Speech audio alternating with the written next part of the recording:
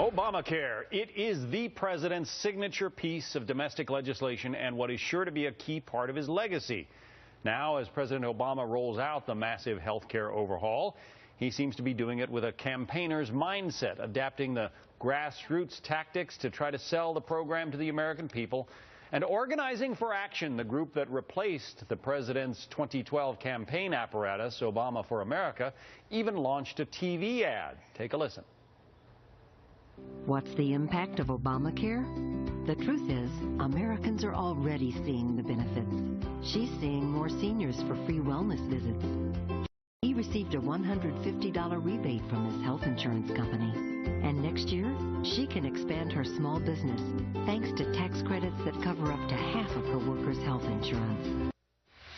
Joining us now is Jonah Goldberg, editor-at-large for the National Review and a Fox News contributor. That commercial makes me want to run right out and sign up for Obamacare. Jonah, how about you?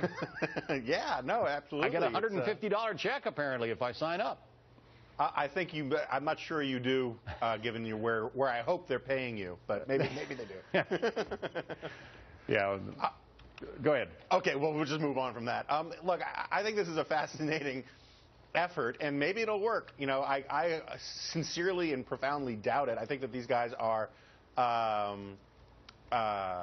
you know, they're very, very good at organizing people. The problem is that it's one thing to get people to be part of a sort of, you know, Pepsi ad campaign thing for voting for a president. It's aspirational, it's schmaltzy, it's poetic. This is asking young people, young healthy people who are disproportionately poor and out of work to spend hundreds of dollars on health insurance that by definition the benefits of which will be going to other people. And that is a much harder sell. And I have some deep skepticism that they'll be able to pull it off at the numbers that they need to. Yeah, this was written up today in Politico, the political information website, and one of the lines in that caught my eye. Said a trio of the president's most experienced campaign operatives are overseeing the effort to ensure that the Affordable Care Act doesn't turn into the failure that the GOP predicts it will be. So this is all part of an effort to try to sell this thing that the president has assured us is going to be good for all of us. Well, you know, it's funny. They have been selling for almost 5 years now something that, you know, they've been telling us all along should sell itself, right? I mean, they said that when this thing is passed, people will enjoy the benefits and then it'll become popular. They said that there was literally nothing wrong with it, that no one would lose their insurance, that no one's costs would go up. None of the things that they have said to sell this thing have turned out to be true yet. It turns out lots of people's premiums are going to go up. Lots of people are going to lose the plans that they have. And now they're trying one more time in advance of the 2014 elections to sort of make this thing popular and get people to sign up for it. The problem is even if they're successful, lots of premiums will still go up, lots of people will lose their health care, lots of employers will cut back their hours to turn their workers into part-time workers so they don't have to enroll them completely on this thing.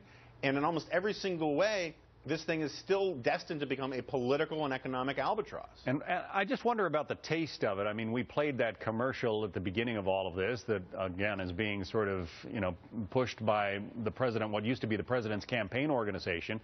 That line, for instance, about he's getting a $150 check. Well, yes, there will be a very small percentage of Obamacare recipients who get some kind of a check. But they're only the people who buy their own policies, as we understand it, a small fraction of the market. And, you know, it's not even necessarily going to be $150. It's a little bit like advertising, you know, buy a lottery ticket and you might win, isn't it? Yeah, no, it's, you know, if you order now, you get this second set of Ginsu knives free. Yes. There's also, you know, there's also the problem that's raised by this commercial and raised by this entire effort, that it doesn't happen in a vacuum. We are in this moment politically where President Obama has come under fire like no president since Richard Nixon for blurring the lines between legitimate public policy and rank politics. And now he has got his entire campaign organization working overtime expressly for the purpose of saving President Obama's legacy.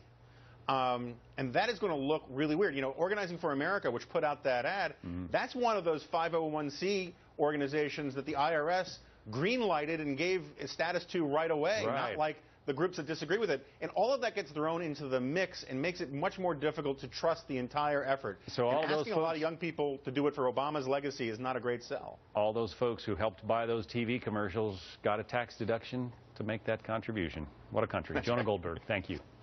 Great. Thanks for having me. Well,